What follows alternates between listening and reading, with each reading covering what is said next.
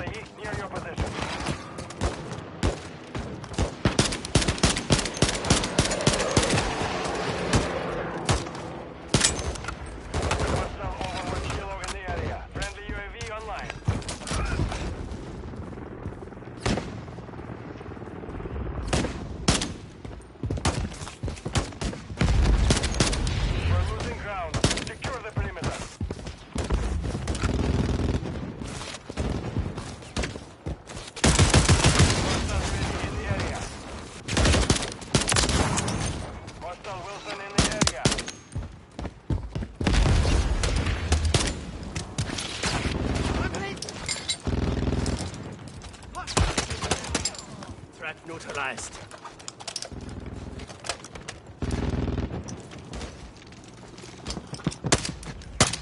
New man! Hostile Wilson deployed.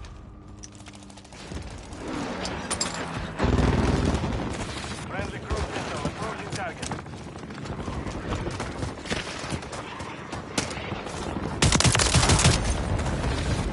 Friendly SAE inbound.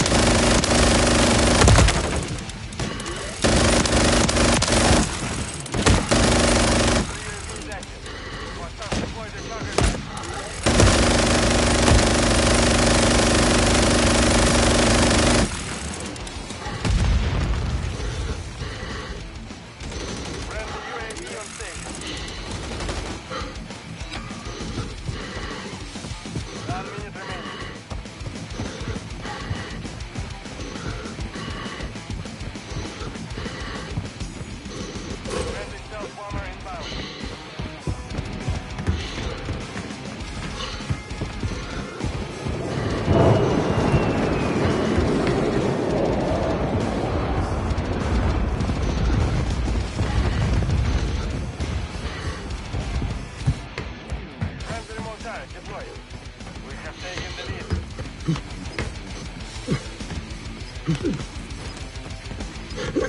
Hostile UAV in the area.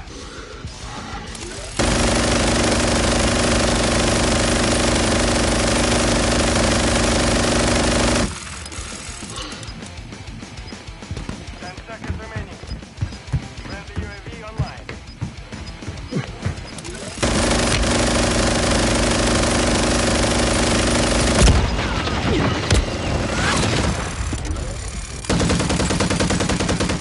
Good work.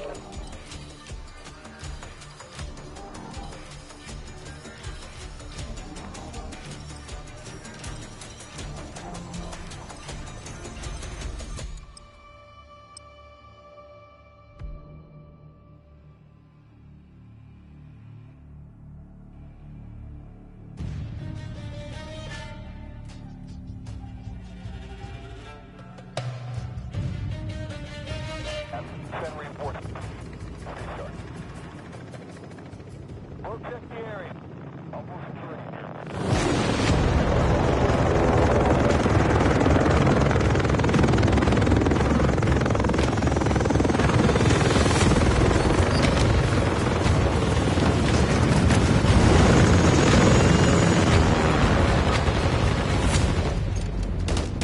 Invasion.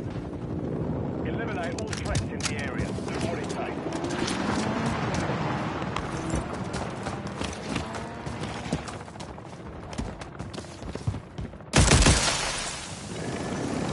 Well, shit. I didn't mean to shoot the fucking helicopter. Oh shit! No, not on my water, bitch.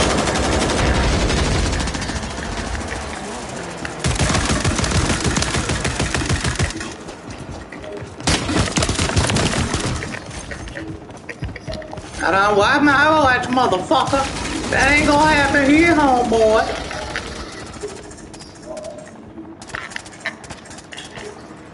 You wanna die? You wanna die?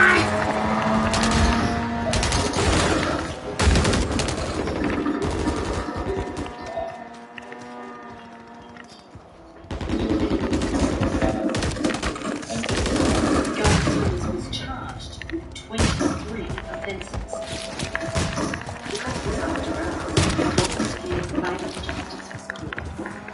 Victoria is the only state that uses volunteers without qualifications. Damn, that dude got his whole fucking wig blown back.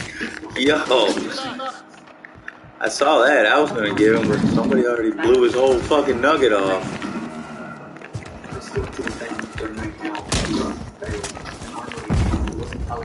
It was multiple Good camping! Good camping! Fucking douchebag. Get all that way. You know, that's the thing that really fucking pisses me off. You run all that. Well, I mean, it's not like I ran that way, but still aggravating. And then boom, right in the back. Boom, right in the back. And who is it? It's little Jimmy. And who's little Jimmy? Jimmy is Brenda's mom, or Brenda's kid. Brenda is the aggravated mother who wants to do blow and suck dick every night.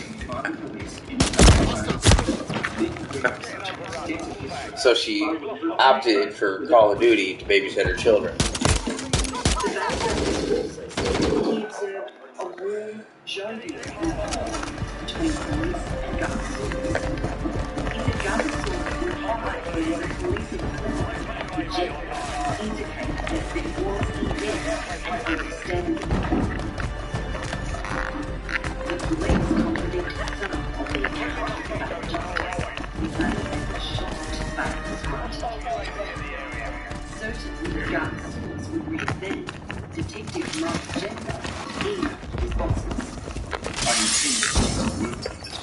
I guarantee I'm getting shot in the back.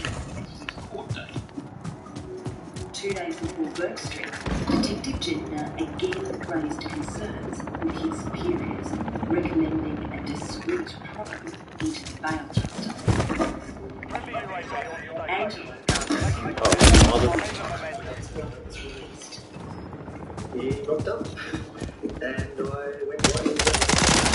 And I literally didn't know what to do. He's like, you know, involved me behind bars, kind of attitude.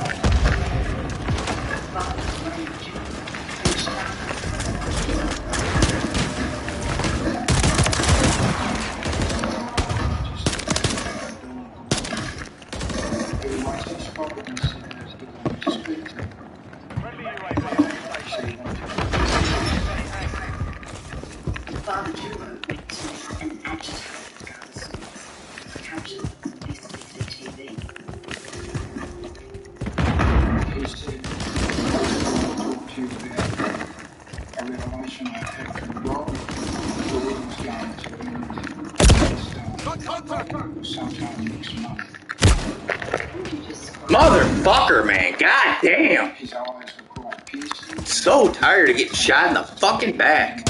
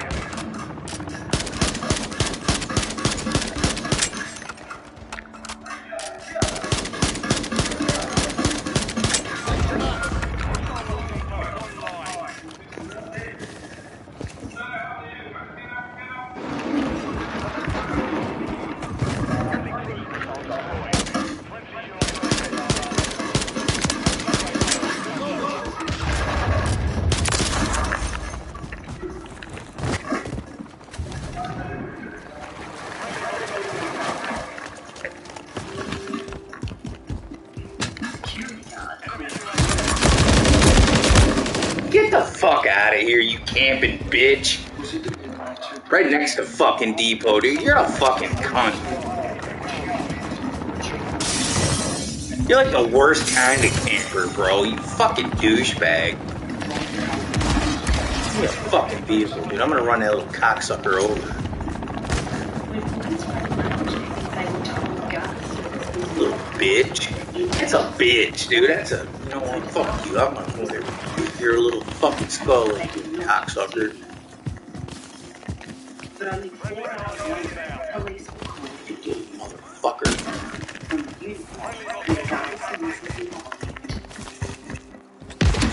Setting mine. TV shows Garrison's arriving at the apartment of his mother's then boyfriend.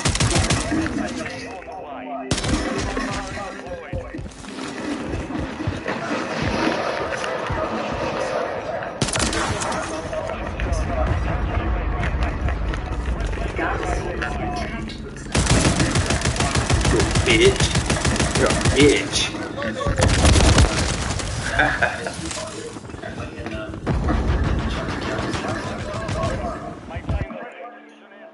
Before police arrived, Give me a vehicle. Garrison Give me a fucking vehicle. gathered the it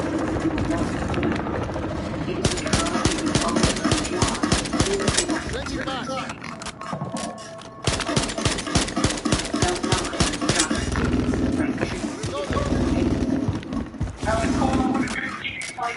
a car that was on the drive. Changing back.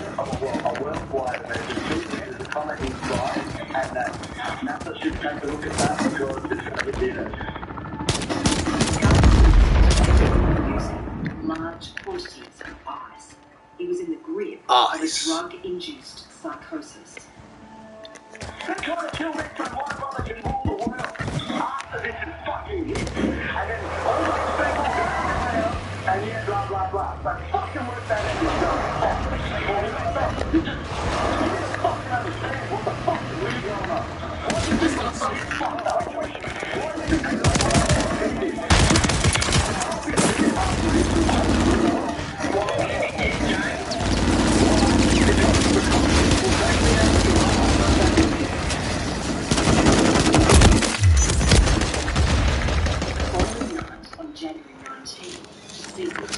Fuck you, FaZe Nation. I hate every FaZe little clown there is, dude. They get no quarter, they get destroyed.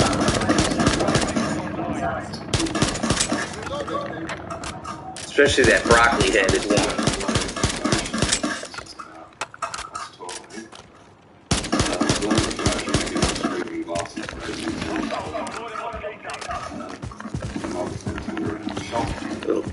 Little broccoli headed FaZe kid. I would love to choke whoever thought that haircut is fucking cool. I'd just choke the fuck piss out of him.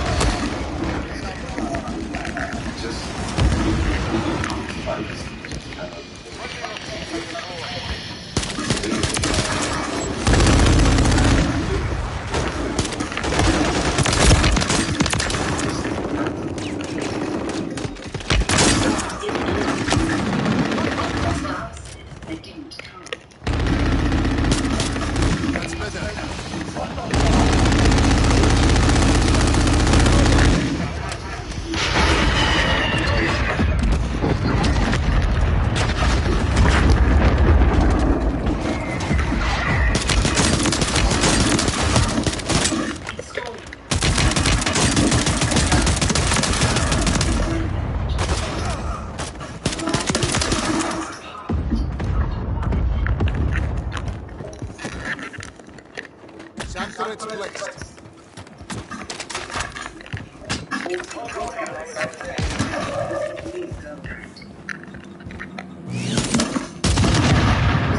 She sat around walking behind him. She was like, Cool.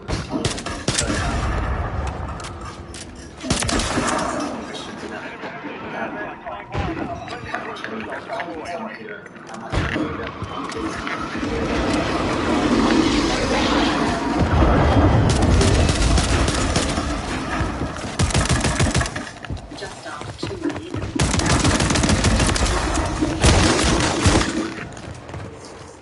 As they reached the gate, James pulled out a large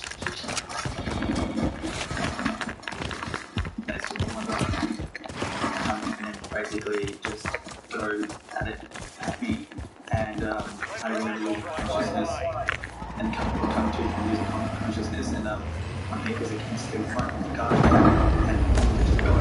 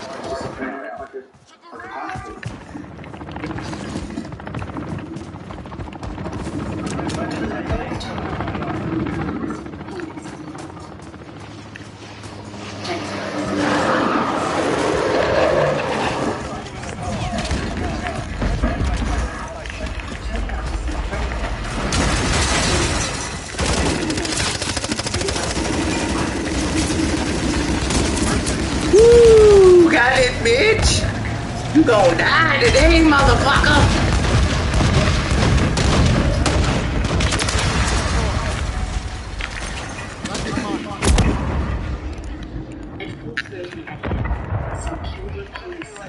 Urgently requested help from the critical emergency response team. Emphasize how dangerous scars.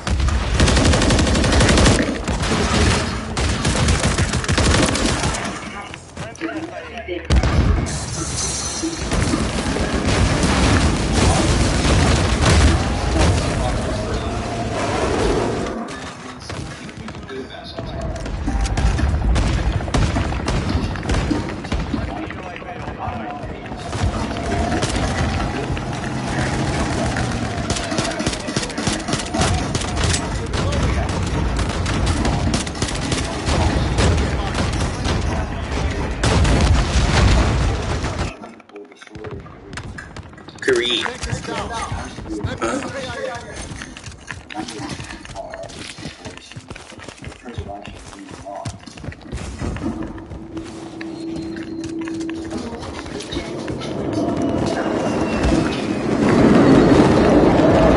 Oh, this is gonna hurt.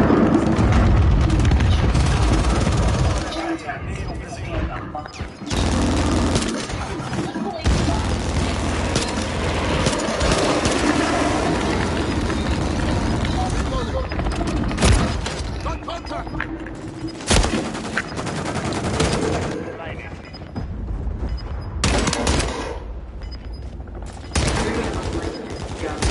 Was driving through South. I love campers. When he realized the lane Mission's complete. Good work.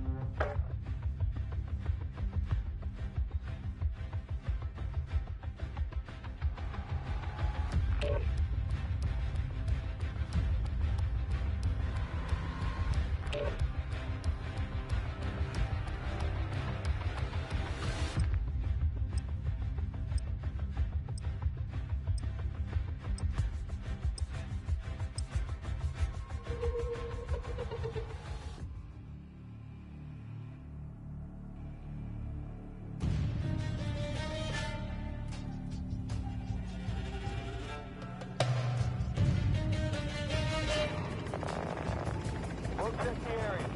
I'll move some training here. Paper. Number 2 on go.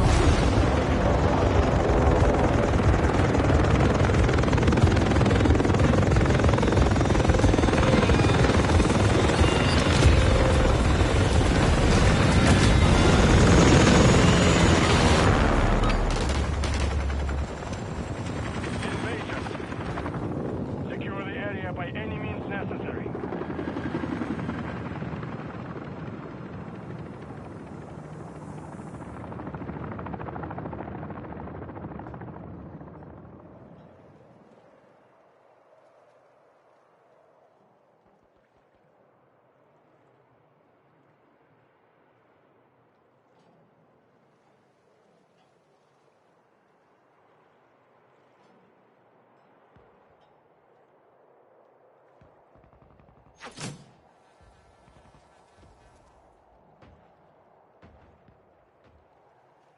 We've lost the lead.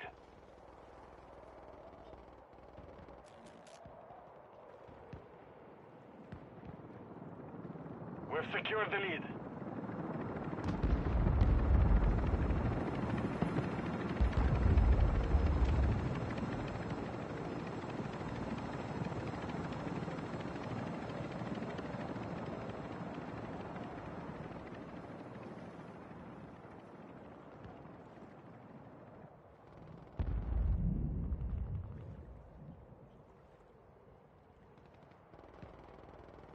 The enemy's taken the lead.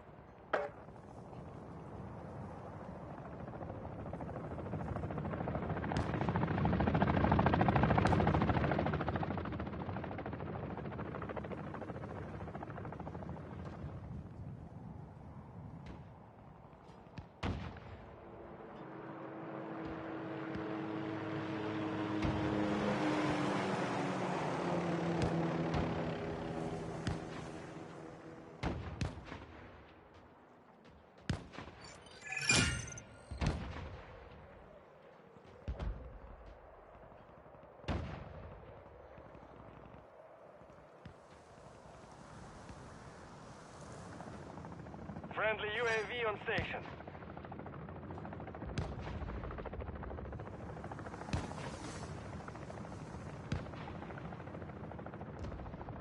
Maintain our advance. Keep up the pressure.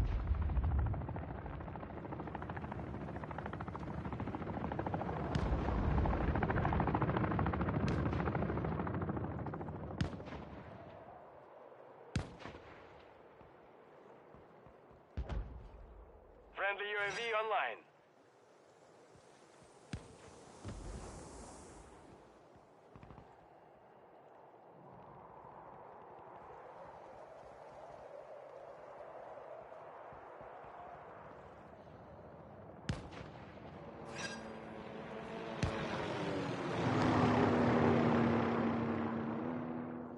Hostiles deploy the Mosquito.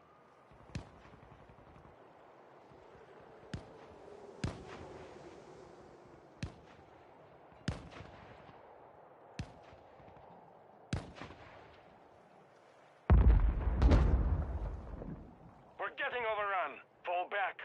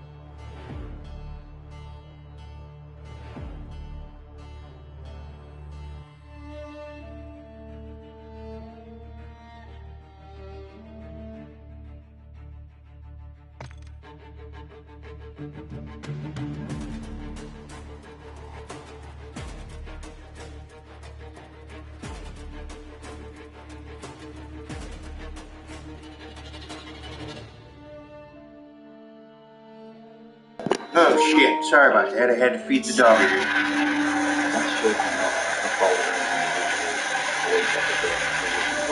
Doing a little dabber McDabber. Bad policy, remoteness of decision making, and we've now got to live with that.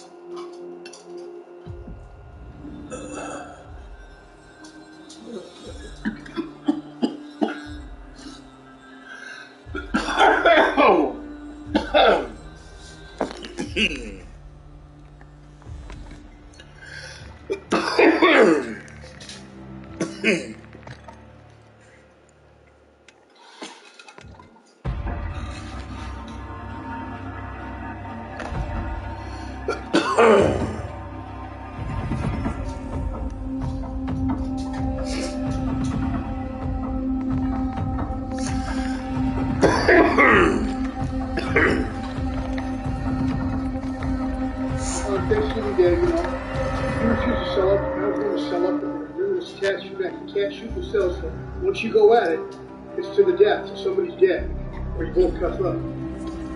He wouldn't sell up with me, but he came out and I told him, I asked him, you know what I'm going to have? He goes, yeah, that's between you and the commission, brother. If you can do this all on with me, I'm not trying to be a part of it. And I knew it was coming. Shame on me for not getting off first.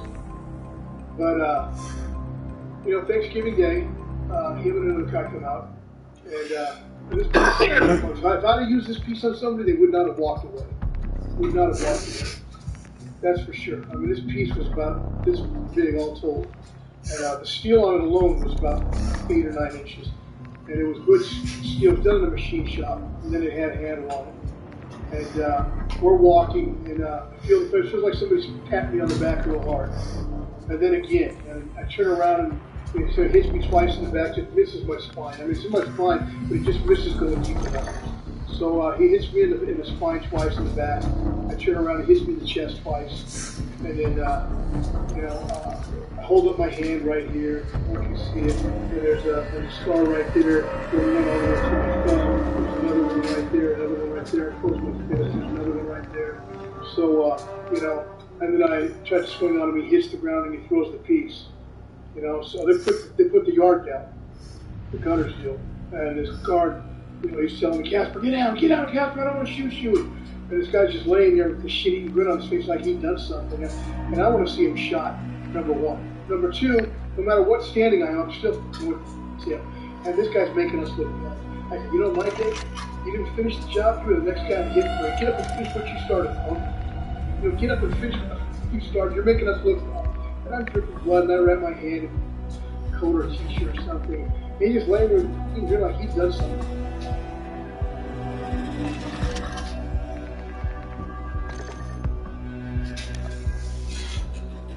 Come at me, you better come out or stay at home. Because I ain't forgot how to do anything I've been trained to do or have been doing. And when everyone else is running, you know, I'm going to defend myself and mine. So I'm greatly honoured to have Casper Odinson with us today. He's had many offers of documentaries and opportunities to tell his story. And many of you may have seen him in the documentary about the brand, Brotherhood. And all of the years in the prison system, only got released 6 months ago. Absolutely mind-blowing story. You've never heard before. It's going to be his life story. I imagine it's going to be so long it might be in a few parts. But huge thanks for coming on, Casper, to start with. Put it at the neck. A couple of corrections right from the way. I did a total of 38 years and 9 months. What? How did that miss? First 11 of it or so in pieces. You know, I went 4-year sentence at first, turned that into 7. I got out, I went back for 2. Got out, went back for 2. And this last time what happened was I got struck out under California's 3 strikes, and I got 2 life sentences plus extra time. So I did almost 3 decades on that. And yes, I've been out about 6.5 months right now. Wow, I can't imagine. I mean, I only got a taste of it in Arizona, but almost 40 years. I would have gone insane. So I can't imagine the scope of what you've been through. Now, before we do get back into your life history, could you just tell the viewers one of your most insane prison stories, just so they can have an idea of what's coming? Well, one of the things that I remember when I first came into the system, I didn't know anything about any of the prison gangs or organizations or, my exposure to any kind of organized crime was with Italian businessmen in Southern California, between LA and Palm Springs, and an outlaw motorcycle club. So those were my only knowledge, and down in Central America after the military. So I knew nothing about anything going on in prison. I'd recently been incarcerated beyond his stint in county jail. This was my first time. January of 1984. And I spent a couple of years in the county jail. And, there's a couple of things that happened there. I caught a couple of staff assaults there. Did a move on a friends of mine who went out sideways, and then he was a child molester, another guy. These guys made it to the pen before me by far. Their sentences were carried out much more swiftly than mine. I was fighting cases in the county jail, and I've gone between Riverside, Orange, and LA counties. So I had different cases going on. by the time they were all meted out, hit Chino in January of 1986. And while I was there, I met up with my former cellie, who he was a child molester with, who we got the child molester with. And, you know, he was telling me something that, you know, about something that happened, you know, in the big house, as we call it, where a guy had gotten some brown. You know, he was bringing it in. He'd been warned several times. And he was a big boy, you know, surprised him. I thought he was going to just do his own program. And basically told the organization to get back. And so the next morning, you know, around breakfast time, they unlocked. They went in a cell, 3 of them. They hit his cellie, you know, a couple of times just to get him out of the way, not to mortally wound him. And they killed him. They went about butchering him quite handily. They cut open his stomach, pulled out his intestines, and extracted the brown in the balloons from his intestines.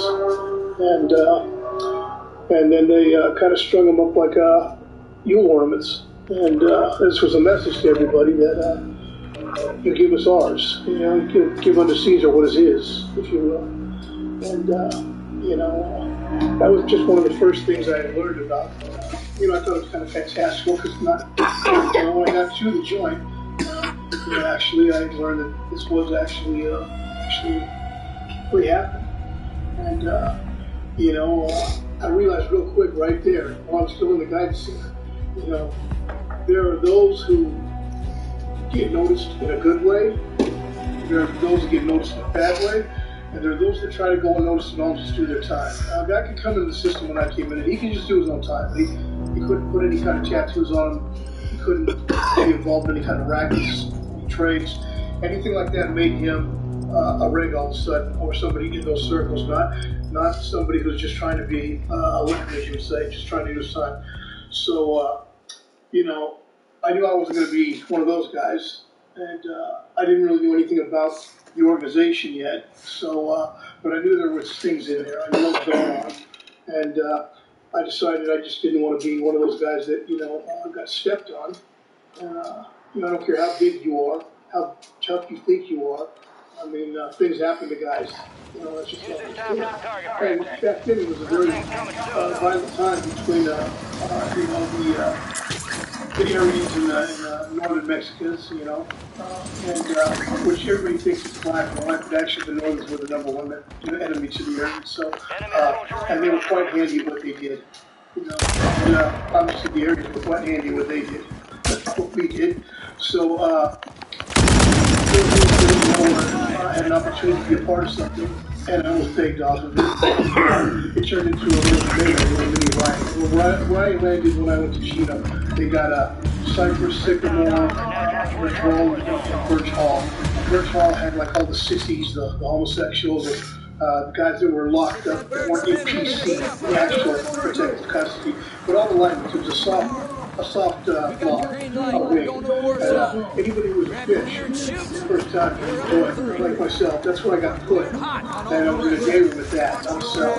So, you know, it was around Martin Luther King's birthday, and some event arose over the TV, some of the TV was there. And it became black and white real quick, and 4 or 5 black and white was a friend. We broke up the sinks in the porcelain time, which they were no longer made of. We wrapped them with t-shirts and made shapes out of them, and we staffed up these African-American fellas, and you know, that's just the way it was. They didn't catch anybody in the act because they had cameras back then, so they had plenty of rats. So I ended up going to Cypress Deep City, which was a hole outside Palm Hall at that time. And after that, they put me in Sycamore. While I was in Sycamore, this guy there who did the rapping, thought he didn't know. You know, me and a friend Rodney, you know, when this guy came out on the day he was going home a couple of weeks later, we had our doors to our cells open, and we established that kind of juice that happened in Birch Hall. And what happened was, as he was coming, he was, okay, fellas, see you, like Motherfucker. Tried to close the vest, and he thought it was good. He thought the doors were locked on top of everything else, and we came out, and Talked him up and threw him off the 3rd tier. Oh, And, shit. he survived. He broke his back and some other bones, but he survived. And that's the only reason I'm telling you about it. And that was my introduction into prison. That was my introduction into prison. And when I was placed, I tried to go to see the counselor. He said, "Where would you like to go?" And I said, "I'd like to go to this underwater salvage and diving program you got right over here. And, maybe learn something." And he laughed at me. He laughed at me. I said, "Well, what the fuck's so funny? What's so funny? My missing value, He says, "I'm not going over this. That's level 1. You go to level 3 or 4. Where would you like to go, Tracy or Soledad?" I said, "I'm a fish. I'm a first termer, honorably discharged veteran. That's not the big killer crime. What are you talking about?" I said, "Yeah, well, you scored high on an IQ test, so you can manipulate less sophisticated staff and prisoners. So, you got to be closely supervised." So, Soledad and Tracy were gladiator schools back then, DBI and CTF. And most of the guys were under 25. And so I ended up Soledad. And I wasn't there long when I was involved in the riot. It was a carryover from a riot that had happened prior to me getting there. Previous December. I got there December 4th. Before that, there was a setup by a black sergeant involved who was a criminal. And, he killed 10 or 12 whites in the day room. They got stabbed up and beat up. And this is all public record. When they went in there, the guards used to come off the roof back then. They didn't have gun rails. They'd come off the roof to shoot. They came in and they shot each other in the crossfire. I think 3 guards shot each other in the crossfire. No prisoners were shot. And, and at the end, you had a bunch of stabbed up Aryan men, but you had more beat up and stabbed up, black men, so it's like, but there was a carryover from that, which took place, shortly after I arrived at Soledad, and it happened on the night yard. And fog was rolling in back then. They didn't stretch you down for Fog County. It was really extreme, and guy came by my cell, homeboy of mine, Danny, and he says, "Here's a card," because I didn't have a card to go out to the yard at night yet, because I just got off Fish Row, as a matter of fact. And I was in what they called F, which was a close custody, fuck up with me, actually. And so he comes by with an ID card, a red card. He says, "You just put your thumb over and walk out to the yard with the rest of us." I said, "All right. And you're going to need to know about it? He goes, "Yeah, you get something when you get out there." I said, "It's cracking." He goes, "Yeah, it's going to be popping, we get retaliation." And so 7 guys went to the hole for that. The rest of us got locked down. And, that was my introduction to prison in the first 90 days or so. I'm sure the viewers are like, the jaws are dropping right now just to hear this introduction, really, to what it's going to get to later on. But before we get to that, let's just go back and figure out how this all started. Where were you born? I was born in Long Beach, California. And, I was raised in a town called Cerritos. Up till the age of about 14 or so. My folks still had their house there, but I was a surfer, avid surfer. And I started surfing in Cerritos, and Huntington Beach, the cliffs north of here, became my home break. And so that's why I was called home, where I claimed. As I got old enough to leave home, I went to Huntington Beach. I went down 2nd Street. Huntington Beach, Orange County was where I was at. That was home. And I've been all over, though, between there and LA, East LA. I boxed, and there was no boxing really. There was some place in Santa Ana called Foxy's Gym. I don't know if that's still there, but I boxed at Main Street Gym, the Olympic Auditorium Gym, Seaside Gym down in Long Beach, which was owned by boxer Mike Weaver. I went around to wherever, wherever the boxing club fights and training was permissible. I used to train down at the Olympic Auditorium Gym with Cesar Perez and Freddie Marino. And, one of my highlights of my life, which was not about anything when it comes to the fight game, but I got to spar with Sean O'Grady, when he was defending the championship, lightweight championship. So, I went a couple of rounds with Sean, and it was something that, I got a picture with him. But, what got you interested in boxing at such a young age? I was a fight kid, even when I went into the military on my 17th birthday, I was 35 feet. I wrestled in high school. I was like 135 pounds. Well, I was one of the baseball. I just didn't. I wasn't a good athlete team-wise, and so and I got picked on by the bullies in the neighborhood and stuff. While I was a kid, I'm at 3 or 4 at a time. I was literally the kid. Hard to imagine now, but I was literally the kid that looked over the fence, left and right to see where everybody was at, so I could scurry on home. And so one day I just decided I was done taking a beat, and started fighting back. So I got involved with martial disciplines first, and that was okay. There was really no contact to it. Most of the people I've seen use it on the street to go fights doesn't really work out for them. It never worked out for me.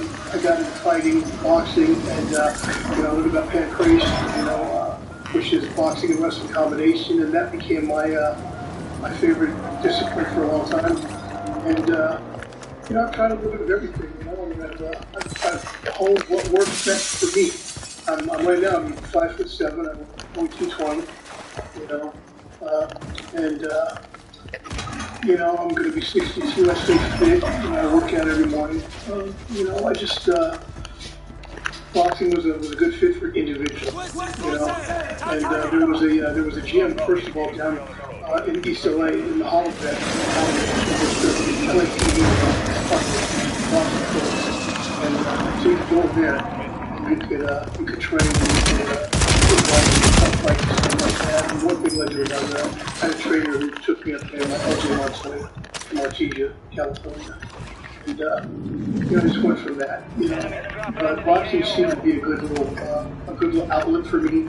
I couldn't get into trouble.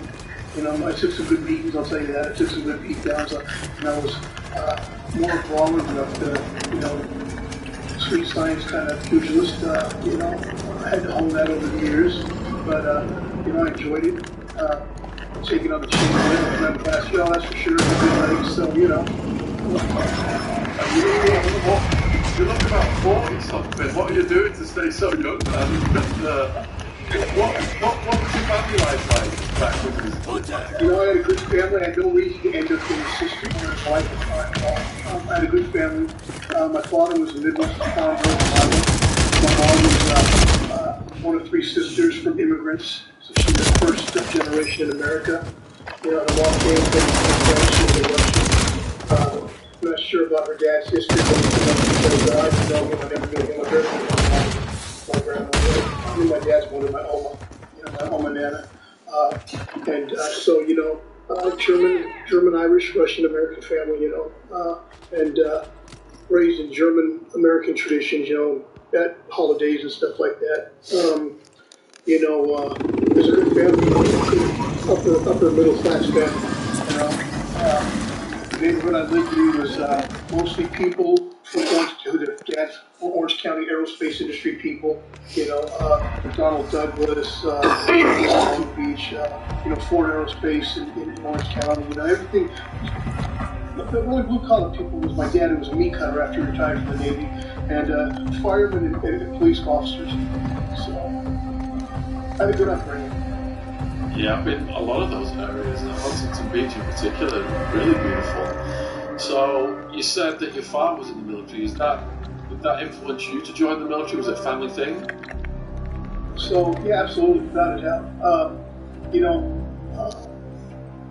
Until I married my wife, I knew nothing about my family beyond grandparents, my aunts and uncles and stuff like that. Ancestry.com opened up a lot for a lot of us. So, now I got my family history going all the way back in this country alone to, pre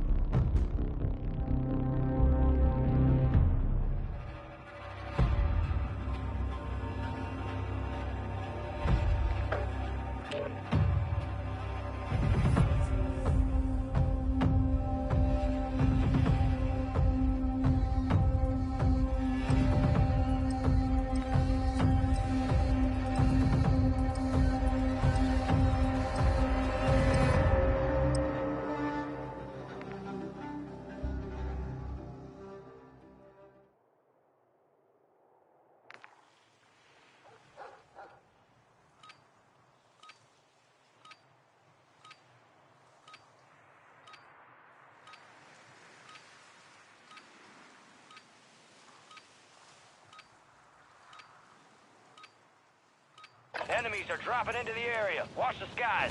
Gear up fast. We're about to get evil.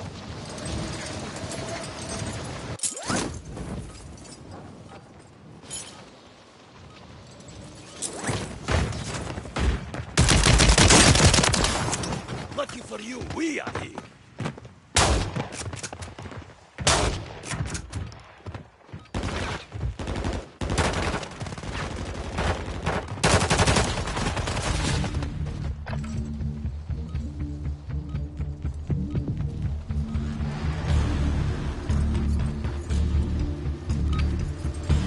All stations, we are green to go. Stand by for deployment. I want that bird ready in 3 mics. Relay those coordinates. Tango here. Word came down. We are green to go. So gear up and grab your chutes. We're going to the war zone. You are cleared hot on all threats. Watch your ass down there.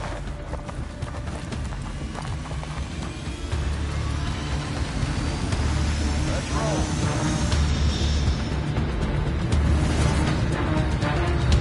Plunder. Secure as much cash as you can. You are green to get greedy.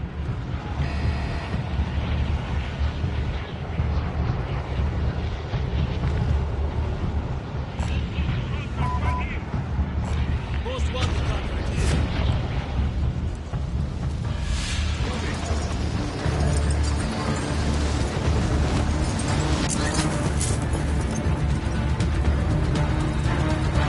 Moving here. Your squad mates marked as a most wanted target. Kill enemies and secure supply caches to help take the bounty off their heads.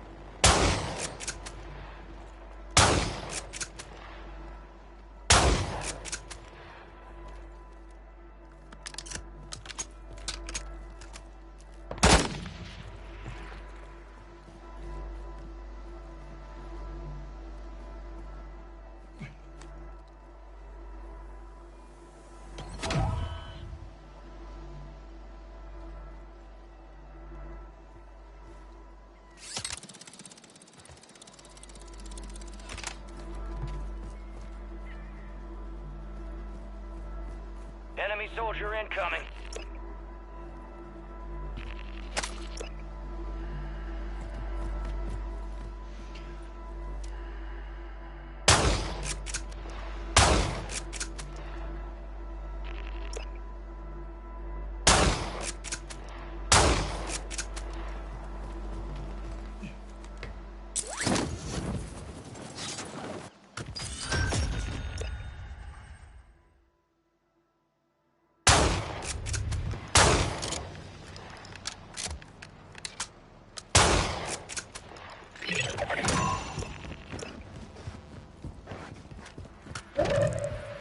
You kept your squad mate alive. Most wanted contract complete.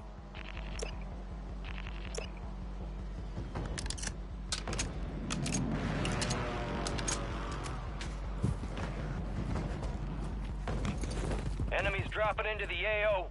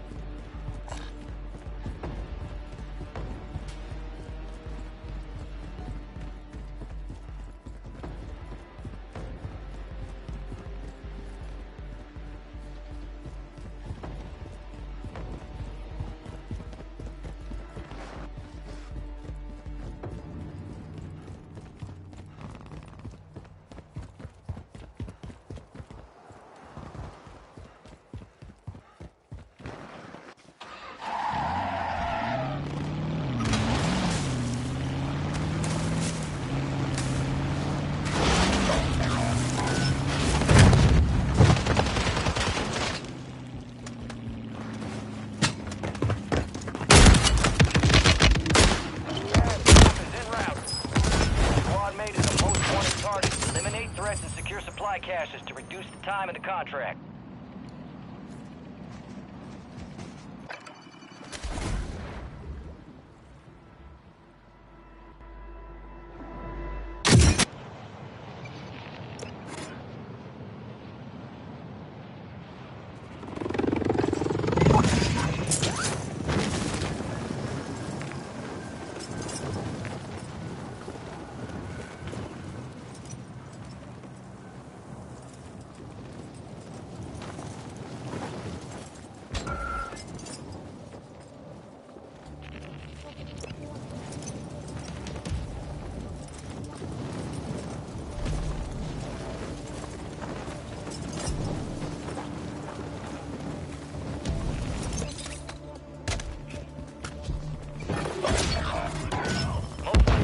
Failed.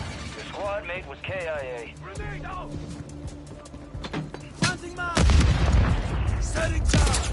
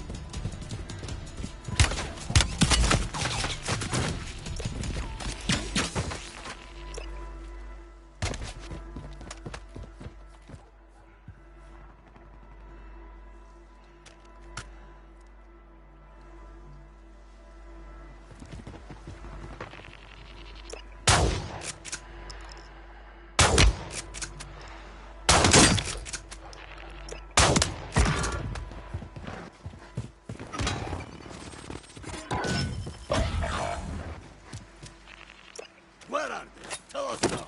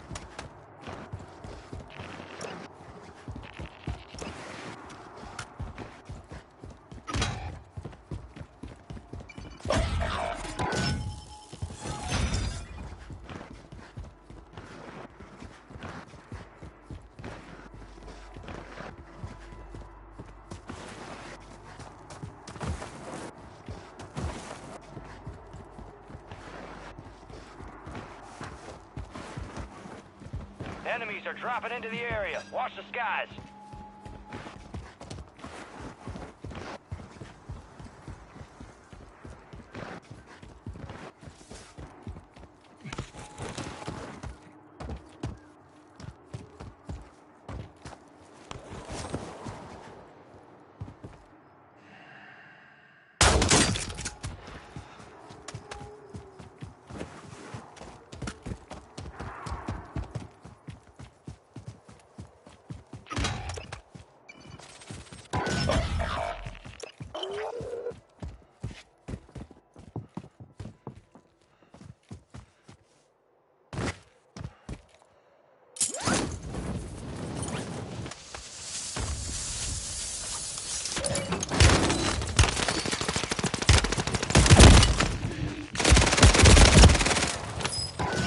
I got you, bro. You better run.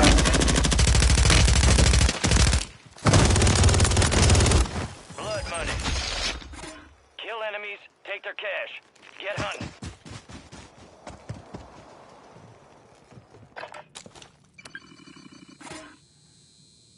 Are you fucking Unlike kidding myself, me, you didn't dude? cuff either one.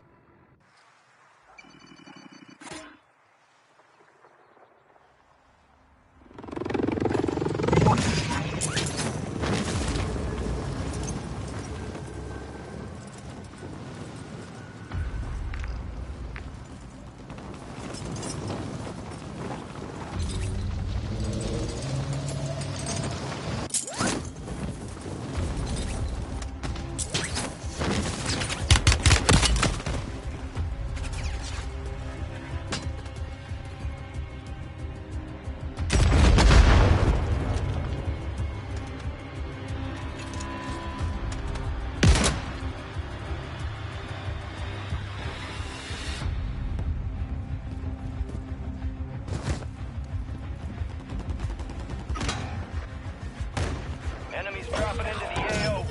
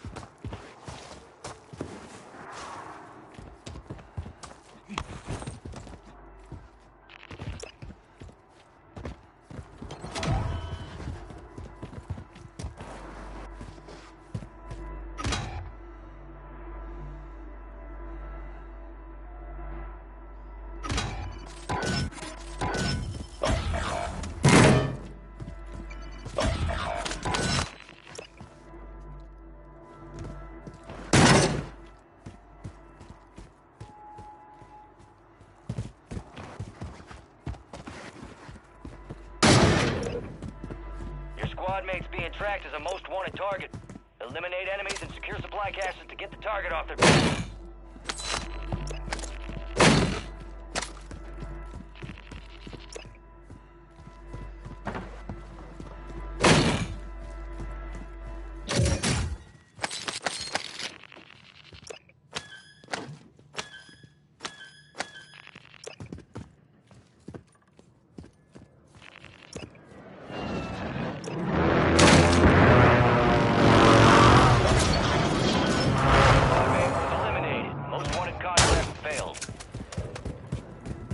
Soldier incoming.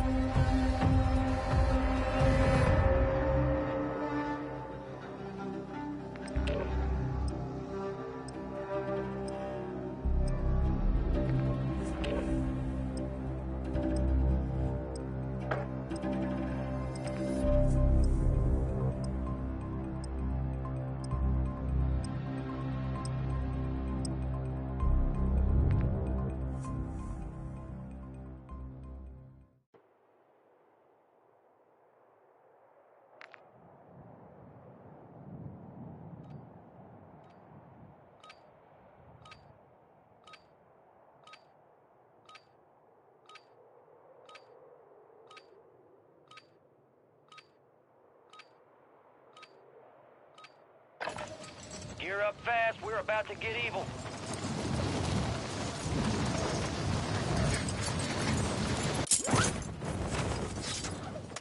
Enemy soldier incoming.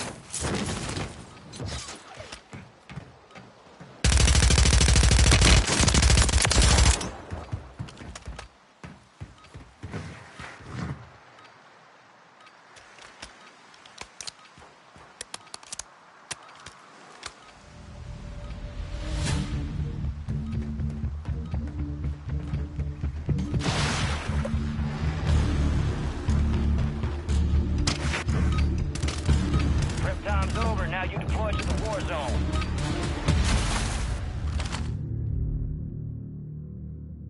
I want that bird ready in 3 mics. Relay those coordinates.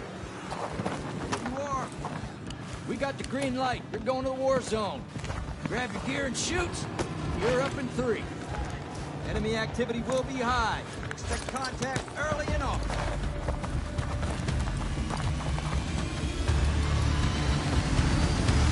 Let's roll.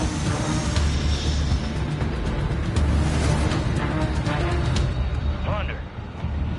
Secure as much cash as you can. You are green to get greedy. Your team leader.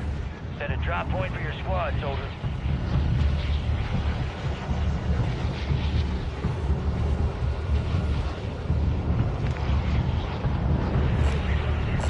Most wanted contract.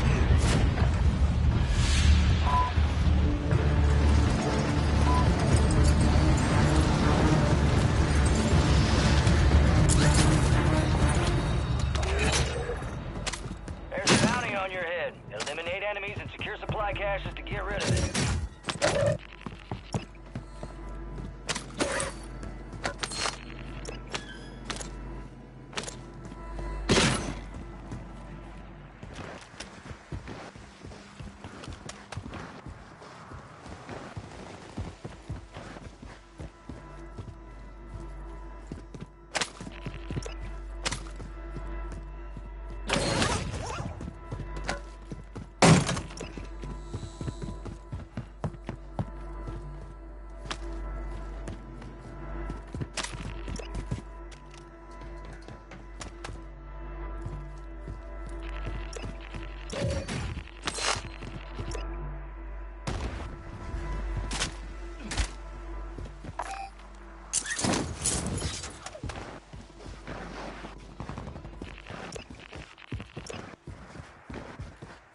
Enemies dropping into the AO.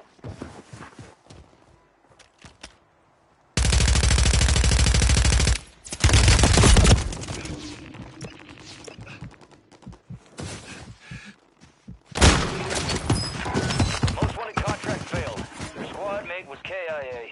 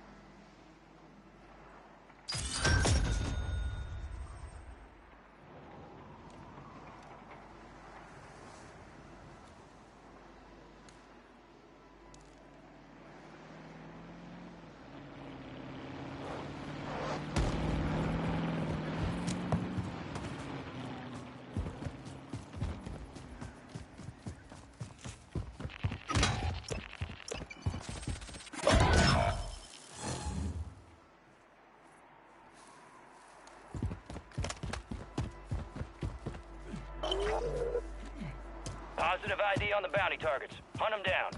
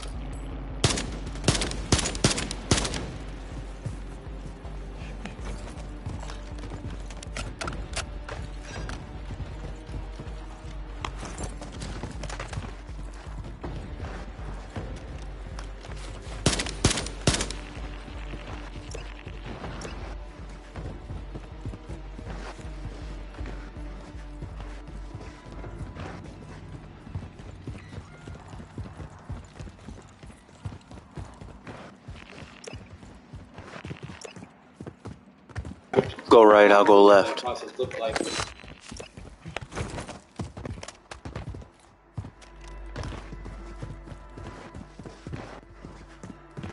Moving. Guns a lot.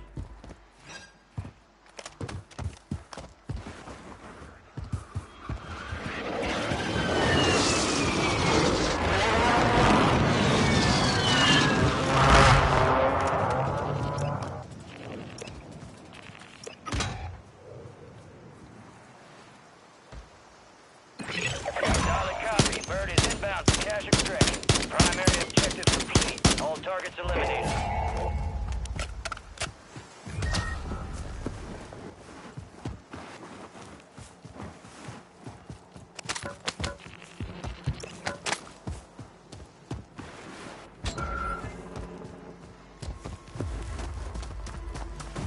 Kilo is standing by at the extract point.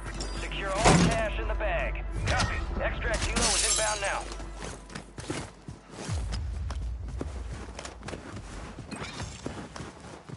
Enemies are dropping into the area. Watch the skies.